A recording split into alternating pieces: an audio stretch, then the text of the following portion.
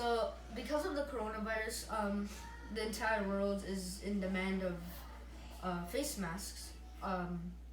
So in this video, I'm gonna teach you how to make a face mask with materials that you have at your home. 2 rubber bands, a napkin, and a stapler. Oh, obviously with staples. Oh, it doesn't have any, but it has staples. So first you have to fold the napkin in half, just like this, and then just fold it this way.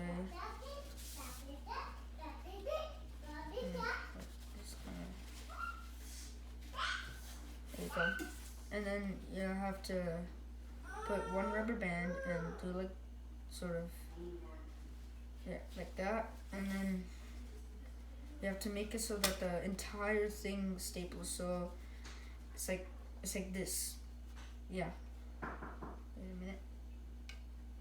There you go. And then just staple. There you go. So now on the other side, you have to do the exact same thing. Just do that, and remember, you have to staple the entire napkin. There you go. Now you have to just widen it in the middle, like that. And then homemade face mask.